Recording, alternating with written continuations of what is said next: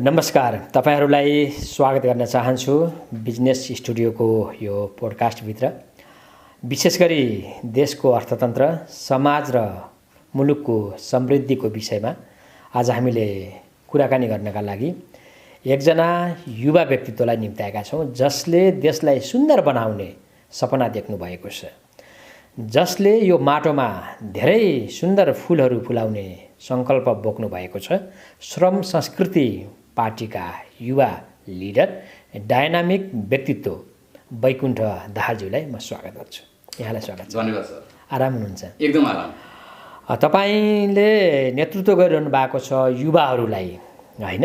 अलिकति काम गर्नुपर्छ, श्रम गर्नुपर्छ नेपालमा भनेर एउटा हर्कबाद जुन अहिले आइरहेको छ। हजुर। यसलाई तपाईले युथहरूलाई क्याम्पेन गरिरहनु भएको छ। के छ, साँच्चै मुलुक बनाउनको लागि अब त एक खालको बाटो पनि खुलिरहेको छ।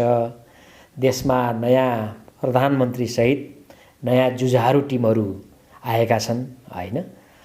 तपाई के देख्नुहुन्छ मुलुकको भविष्य? यहाँबाट सुरु गरौँ। अब मुलुकको भविष्य म एकदमै राम्रो देखिरहेको छु, एकदमै अब चाहिँ सुन्दर देखिरहेको छु मुलुकको भविष्य। मैले मुलुकको भविष्य राम्रो देखिरहेको छु भनेर भन्दै गर्दाखेरिमा अब जुन अब हाम्रो नयाँ सरकार बन्दैछ, हैन? सरकारले अवश्य पनि युवाहरूलाई तपाईँको आफ्नै देशमा रोक्ने खालका नीतिहरू ल्याउला र यसमा चाहिँ अब हाम्रो श्रम संस्कृति पार्टीले भने जस्तो, हैन, आफ्नै देशमा श्रम गरेर, हैन, यहीँ पसिना बगाएर युवाहरूलाई चाहिँ तपाईँको चाहिँ आफ्नै देशमा रोक्ने खालको नीति अवश्य ल्याउँछ भनेर चाहिँ हामी चाहिँ अहिले एकदमै उत्साहित छौँ। हाम्रो श्रम संस्कृति पार्टीले पनि अब भर्खरै 3 महिनाको अवधिमा चाहिँ राष्ट्रिय पार्टी बनिसकेको अवस्था छ, हैन? अहिले चाहिँ आम नागरिकहरू पनि एकदम उत्साहित हुनुहुन्छ र हामी पनि अहिले एकदमै उत्साहित छौँ। देशको विकासको लागि, आम नागरिकको जनस्तरलाई उठाउनको लागि श्रम संस्कृति पार्टीको योजनाहरू के कस्ता छन्? अब मेन कुरो त श्रम संस्कृति पार्टीको योजना भनेको त आफ्नै देशमा पसिना बगाउने, आफ्नै देशमा उत्पादन गर्ने, आफ्नै देशको चाहिँ उत्पादन भएका वस्तुहरू आफूले उपभोग गर्ने, आफूले उपभोग गरिसकेपछि बचेकोलाई चाहिँ विदेश निर्यात गर्ने, विदेशी पैसा हामी चाहिँ यहीँ आफ्नै देशमा बसेर चाहिँ आयात गर्ने, विदेशी पैसा आयात गर्ने। हामी अहिले त के भइरहेको छ, अहिले त युवाहरूलाई हामी निर्यात गरेर विदेशी पैसा आयात गरिरहेका छौँ, हैन? मेन कुरो श्रम संस्कृति पार्टीको उद्देश्य भनेको चाहिँ हामी आफ्नै देशमा उत्पादन गर्ने, आफ्नै देशका उपभोग्य वस्तुहरू हामी चाहिँ आफूले उपभोग गर्ने र बाँकी रहेका वस्तुहरू विदेशमा निर्यात गरेर चाहिँ विदेशी पैसा निर्यात गरेर हामी आफ्नै देशमा धनी बन्ने, आफ्नै देशमा मालिक बन्ने, हामी चाहिँ तपाईँको विदेशीको गुलाम बन्ने, होइन? अब आफ्नै देशमा बसेर चाहिँ युवाहरूलाई आफ्नै देशमा रोक्ने, हामी चाहिँ देशलाई समृद्धशाली बनाउने, देशलाई चाहिँ एकदम सुन्दर बनाउने, देशमा चाहिँ युवाहरूलाई चाहिँ अब विदेश जानुपर्छ भन्ने यो चाहिँ मनस्थिति नै यो परिवर्तन गराउने। कस्तो राम्रो विचार। हजुर। भनेपछि हामीले अहिलेसम्म युवाहरूलाई बाहिर निर्यात गऱ्यौँ, अब हामीले उत्पादकत्व वृद्धि गरेर उत्पादनमूलक सामग्रीहरू निर्यात गर्नुपर्छ। अवश्य पनि हामीले त अब आफ्नै देशमा तपाईँको जति पनि बाँझो खेतबारी छ, हजारौँ रोपनी तपाईँको चाहिँ जग्गा जमिनहरू बाँझो छ, त्यो जग्गा जमिनलाई वर्गीकरण गर्ने, हैन? त्यो कुन जमिनमा कस्तो खालको उत्पादन हुन्छ, कहाँ कुन फलफुल कहाँ हुन्छ, तरकारी कहाँ हुन्छ, धान कहाँ फल्छ, कोदो कहाँ फल्छ, मकै कहाँ फल्छ, फापर कहाँ फल्छ, हो यो जग्गा जमिनलाई चाहिँ तपाईँको चाहिँ पहिला जमिनको माटो परीक्षण गर्ने, माटो परीक्षण गरेपछि त्यो जुन माटोमा जे चिज उत्पादन हुन्छ नि, हो हामी त्यो चिज उत्पादन गर्ने, उत्पादन गरिसकेपछि त हामीले चाहिँ यो प्रशस्त रूपमा हामी पहिला सानोमा पढ्दाखेरि हामीले कृषि प्रधान देश भनेर पढेका थियौँ नि, होइन? अहिले जति पनि कृषि जन्य सामग्रीहरू हामीले विदेशबाट ल्याएर चाहिँ उपभोग गरिरहेका छौँ, हो मेन कुरो त्यो रोक्ने नै श्रम संस्कृति पार्टीको चाहिँ पहिलो उद्देश्य हो। त्यो रोक्ने भनेको युवाहरूलाई आफ्नै देशमा रोक्ने हो, युवतीहरूलाई आफ्नै देशमा रोक्ने हो, नातिदेखि हजुरबासम्म सबै एउटै घरमा अट्ने हो। यस्तो खालको नीति चाहिँ श्रम संस्कृति पार्टीको चाहिँ त्यो चाहिँ उद्देश्य हो। हामी चाहिँ अब त्यसकै लागि चाहिँ अब अगाडि बढिरहेका छौँ। अवश्य पनि हर्कबादसित सम्बन्धित श्रम संस्कृति पार्टीका युवा नेता बैकुण्ठ दाहालज्यूसँग हामी कुरा गरिरहेका छौँ। खासमा झन्डै 18 सालतिरको कुरा हो। नेपालबाट 45,000 मेट्रिक टन धान निर्यात हुने गरेको हिस्ट्री छ नेपालसँग। र देशमा जडीबुटी, औषधि, हैन, र पानीबाट बिजुली बेच्ने थुप्रै सम्भावनाहरू छन्। अब यहाँले त्यो विषय पनि उठाउनु भयो र नेपालमा अब पर्यटनको पनि उत्तिकै हामी सम्भावना देख्छौँ होइन। गौतम बुद्धको देश भन्छौँ, हिमाल हामीसँग छ, जो सगरमाथा विश्वमै नभएको चिज। सायद अबको जुन बालेन शाह एउटा युवा नेतृत्व हुनुहुन्छ, 35 वर्षको केटा होइन, यत्रो धेरै बहुमतसहित सिंहदरबार छिर्दै गर्दा, संसद भवनमा छिर्दै गर्दा अहिलेका युवाहरूमा कतिको जोस जागर उत्साह र खुसियाली पाउनुहुन्छ तपाईँले? अहिले त यो एउटा अचम्म कि यसरी बाढी आयो कि तपाईँको त्यहाँ राजसभाको यसरी चाहिँ जुन किसिमको चाहिँ लहर आयो र सँगसँगै हाम्रो श्रम संस्कृति पार्टी तपाईँको चाहिँ भर्खर 3 महिना नहुँदै 7-8वटा सिटमा तपाईँको चाहिँ विजय हासिल गर्दाखेरिमा होइन, अहिले युवाहरूमा एकदमै उत्साह देखिन्छ।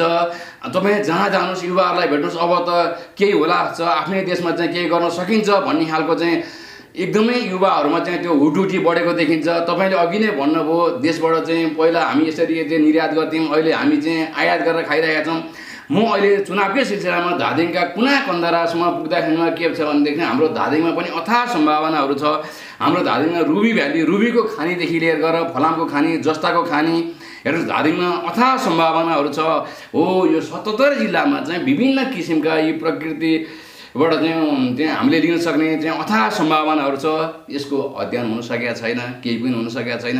जब पहिलाका सरकारहरू थिए, उनीहरू चाहिँ आफ्नै कुर्सी कसरी जोगाउने, आफ्नै भाइ भारदार आफ्नो इष्टमित्रलाई कसरी सत्तामा लाने, कसरी तपाईँको चाहिँ त्यो डाडु पनियो दिलाउने, त्यता मात्र लागे।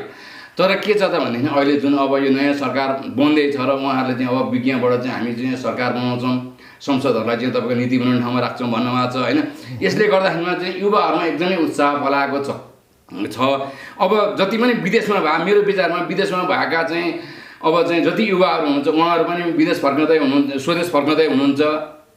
अर्को कुरा मैले तपाईँलाई चाहिँ एउटा कुरा भन्नैपर्छ, अहिले हाम्रो गाउँ घरमा जति पनि घुमी होइन, गाउँघरमा पहिला के थिएन, पहिला बाटो थिएन, बिजुली थिएन, अब स्कुल थिएन होइन, अलि राम्रो खालको स्वास्थ्य सुविधा पनि थिएन। अहिले गाउँमा त्यो सबै भइसकेको छ।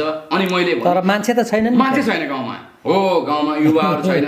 हो, त्यो अवस्था चाहिँ अब युवाहरूलाई गाउँमै फर्काउनु पर्छ। र मैले अघि पनि भने हजुरलाई, हजुरबादेखि नातिसम्म अब गाउँमै बस्ने वातावरण बनाउनुपर्छ। त्यति भयो भनेदेखि हामी चाहिँ एकदमै आफ्नै देशमा चाहिँ बसेर चाहिँ केही गर्ने सम्भावना छ। अब विकासका सम्भावनाहरू गाउँमा छिरिसकेको प्रशस्तै छ, विकासका ढोकाहरू सबै खुलिसकेका छ। अब विकास गर्ने जुन यो चाहिँ युवाहरू छ नि, हो युवा पनि यस्तो छ। अब यसलाई हामीले पोजिटिभ रूपबाट हेर्दाखेरि अब गाउँबाट मानिसलाई ओके बजारमा आउनु मन लागेको थियो होला, जब बजार आइसकेपछि सिङ्गो विश्व हेर्न मन लागिरहेको थियो होला होइन। र विश्वको विकास, त्यो हरेक देशमा भएको समृद्धि, त्यहाँको चाहिँ एउटा चाहिँ जुझारु पक्षलाई अब हामीले फेरि देशमा भित्राउन सक्छौँ नि होइन। त्यो त अवश्य। मैले के भनेदेखि मैले तपाईँलाई अघि भन्दै थिएँ होइन, जति पनि हाम्रा युवाहरू विदेशमा जानुभएको छ उहाँले विभिन्न सिप सिक्नु भएको छ। कोही डक्टर हुनुहुन्छ, कोही इन्जिनियर हुनुहुन्छ, कोही विभिन्न पेसामा विभिन्न उसमा चाहिँ उहाँहरू दक्षता हासिल गरिसक्नुभयो। हो, अब उहाँहरूले त्यहाँ लिएको चाहिँ त्यहाँ पाएको दक्षतालाई चाहिँ अब आफ्नै देशमा सदुपयोग गर्नु पर्यो। त्यो सिपलाई चाहिँ आफ्नै देशमा चाहिँ आफ्नै भूमिमा आफ्नै माटोमा चाहिँ यो चाहिँ त्यसलाई चाहिँ उपभोग गरिसके पछाडि हामी समृद्धशाली हुनलाई समय नै लाग्दैन। हामी सबै कुराले रेडी छ। मैले भनिसकेँ, हामीसँग जति पनि दक्ष युवाहरू विदेशमा हुनुहुन्छ, अब उहाँहरू स्वदेशमा फर्किनु पऱ्यो, आफ्नै माटोमा पसिना बगाउनु पऱ्यो, आफ्नै भूमिमा चाहिँ तपाईँको चाहिँ काम गर्नु पऱ्यो, आफ्नै देशमा चाहिँ छाती खोलेर चाहिँ तपाईँको चाहिँ काम गर्नु पऱ्यो, समृद्धशाली बढ्नु पऱ्यो। युवाहरू चाहिँ अब स्वदेश फर्किनु पऱ्यो। म चाहिँ विशेष गरेर चाहिँ विदेशमा भएका युवाहरूलाई चाहिँ अब तपाईँहरू त्यहाँ कमाइसक्नुभयो, सबै गर्नुभयो, अब ठिकै छ, जति कमाउनु भएको छ जे छ लिएर आउनुहोस् होइन। आफ्नै अब चाहिँ मुलुकमै अब बनाउँ, अब तपाईँ हामी सबै मिलेर गरौँ होइन। हामी यहाँ वर्षौँदेखि चाहिँ आफ्नै देशको लागि चाहिँ मरिमिटिरहेका छौँ। अब तपाईँहरूले त्यहाँ जे छ, जे सिक्नु भएको छ, जति अब कमाउनु भएको छ होइन, लिएर आउनुहोस्। तपाईँ हामी अब हातैमालो गरेर चाहिँ सँगै अगाडि बढौँ, देशलाई चाहिँ समृद्धशाली बनाऊँ। अत्यन्तै राम्रो, अत्यन्तै महत्त्वपूर्ण, अत्यन्तै जुझारु र अत्यन्तै मोटिभेसनल भनाइ यहाँले राख्नुभयो। साँच्चै नै हामीले शिक्षालाई परिवर्तन गरेर टेक्नोलोजीमा गएर होइन एउटा विकासको अवधारणामा देशलाई अगाडि बढाउन सक्छौँ। हामी अन्त्यमा आयौँ र अन्तिममा हामीसँग थोरै सेगमेन्ट छन्। हामीले चाहिँ यो समय सन्दर्भभित्र रहेर सम्भावनाका विषयवस्तुलाई पनि उठाउने गरी हामीले केही तपाईँलाई म सटिक क्वेसनहरू सोध्छु, तपाईँले चाहिँ भन्नुपर्ने हुन्छ है त। तपाईँलाई मनपर्ने नेता बालेन शाह कि हर्क साङपाङ? मलाई त अवश्य पनि अहिले हर्क साम्पाङ जस्तो भिजन त कोही पनि छैन, कसैसँग पनि छैन। यो देश बनाउने भनेको अब हर्क साम्पाङले हो होइन, यसमा चाहिँ अन्यथा लिनुपर्ने छैन। अब देशको लिडर भनेको हर्क साम्पाङ हो, ढिलो चाँडो तपाईँको चाहिँ देश सम्हाल्ने भनेको हर्क साम्पाङले नै हो। हामीलाई मनपर्ने देश भारत कि अमेरिका? होइन, भारत पनि होइन, अमेरिका पनि होइन। हामीलाई देश मनपर्ने देश हाम्रो नेपाल नै हो। हामी त्यो तपाईँको चाहिँ भारत अमेरिका भनेर नहाल्ने, हाम्रो यस्तो सुन्दर देशमा हामी यसरी चाहिँ नेपाली भएर यसरी गर्व गरेर हिँडिरहेका पाएछौँ होइन। हामीले अब चाहिँ भारत अमेरिका यो त्यो देश भन्ने होइन, आफ्नो देश मातृभूमि नेपाल। विकासका हिसाबबाट या घुम्न जानको लागि चाहिँ भारत कि अमेरिका? होइन, घुम्न त हामी सबैतिर जानुपर्छ। हामीले त्यहाँको चाहिँ सबै कुरो अध्ययन गर्नुपर्छ, हेर्नुपर्छ, बुझ्नुपर्छ, त्यहाँ भएका राम्रा कुराहरू अनुसरण गर्नुपर्छ। हामीलाई सबै देश चाहिन्छ, हामी सबैतिर घुम्नुपर्छ। सिक्नको लागि र अध्ययन गर्नको लागि भारत कि अमेरिका? होइन, सिक्न अध्ययन गर्न पनि मैले भनिसकेँ, हामी भारत अमेरिका मात्रै होइन, चाइना पनि, अब युरोपियन देशहरू पनि हामी सबैतिर जानुपर्छ, सिक्नुपर्छ, अध्ययन गर्नुपर्छ। त्यो लिएर आएर हाम्रो देशलाई चाहिँ तपाईँको चाहिँ त्यसलाई चाहिँ कसरी हुन्छ हामीले अनुसरण गर्न सक्नुपर्छ। ओके, तपाईँलाई विकासको लागि गर्न सकिने ठाउँ अब नेपाल राष्ट्र बैङ्क कि अर्थ मन्त्रालय? यो त दुईवटा सिक्काको एउटै पाटा हो होइन। यसलाई चाहिँ तपाईँको चाहिँ यो राष्ट्र बैङ्क बिना अर्थ मन्त्रालय पनि चल्दैन, अर्थ मन्त्रालय बिना राष्ट्र बैङ्क पनि चल्दैन होइन। त्यो भएले गर्दाखेरिमा चाहिँ यो दुवैलाई चाहिँ समान रूपमा हेर्छु मैले। ओके, ल अन्तिममा तपाईँको भनाइ केही छ? अन्तिममा मेरो भनाइ के छ भन्दाखेरिमा चाहिँ अब आम चाहिँ देशवासीहरू चाहिँ जुन अहिले परिवर्तन चाहनु भएको छ होइन, यो परिवर्तनलाई चाहिँ अब बन्ने प्रधानमन्त्रीले होइन, अब बन्ने सरकारले चाहिँ तपाईँको चाहिँ अवश्य सम्बोधन गर्ने नै छ। र अन्त्यमा म के भन्छु भनेदेखि हाम्रो जुन हर्क साम्पाङजीले पनि भनिरहनु भएको छ, स्कुल तहदेखि नै तपाईँको चाहिँ हामी अब अलिकति श्रममा जोडिनुपर्छ होइन। र यो स्कुलमा जुन पाठ्यक्रम छ, पुरानो पाठ्यक्रमहरू भत्काएर पुरानो पाठ्यक्रम च्यातेर होइन, 8, 9, 10 का विद्यार्थीलाई चाहिँ हामीले चाहिँ असार, साउन र मङ्सिरमा यो जुन अन्न बाली उत्पादन त्यो खेती गर्ने बेला र उत्पादन त्यो भित्राउने बेलामा हो, यो 8, 9, 10 का विद्यार्थीहरूलाई हामीले चाहिँ त्यो फिल्डमा लानुपर्छ। उनीहरूलाई चाहिँ तपाईँको धान, मकै, गहुँ, कोदो कसरी उत्पादन हुन्छ भन्ने कुरो त्यो देखाउनु पर्ने हुन्छ। र आफ्नै देशमा चाहिँ उत्पादन गरेर चाहिँ हामीले चाहिँ देशलाई समृद्धशाली बनाउनुपर्छ होइन। त्यो भएले गर्दाखेरि मेरो एउटा भनाइ के छ भनेदेखि अब विद्यालय तहदेखि यो व्यावसायिक र कृषि शिक्षालाई चाहिँ एकदमै प्राथमिकतामा राखेर चाहिँ अब अगाडि बढ्नुपर्छ। यो कृषि बिना देशलाई चाहिँ समृद्धशाली बनाउन सकिँदैन, श्रम बिना हामीले चाहिँ देशलाई समृद्धशाली बनाउनु पर्दैन, हामी श्रममा जोडिनै पर्छ। श्रम बिना देशको विकास सम्भव छैन। हुन्छ, यहाँलाई आफ्नो अमूल्य विचार, महत्त्वपूर्ण समय र तपाईँको जुन यो जुझारु एउटा पक्ष छ, हरेक युवाले चाहिँ अनुसरण गर्नुपर्ने, एउटा सम्भावना आफ्नै देशभित्र देख्नुपर्ने, खोज्नुपर्ने र त्यो भएको सम्भावनालाई हुर्काउनु पर्ने, यी विचारका लागि म तपाईँलाई धेरै धेरै धन्यवाद भन्न चाहन्छु। हुन्छ, मलाई पनि यो बिजनेस स्टुडियोको पोडकास्टमा आएर चाहिँ मलाई आफ्नो भनाइहरू राख्ने अवसर दिनुभयो होइन। माधव सर लगायत सम्पूर्ण यो बिजनेस स्टुडियो टिमलाई चाहिँ धन्यवाद दिन्छु। धन्यवाद। हवस् त, आजको लागि यो कार्यक्रम यहीँ सक्छौँ।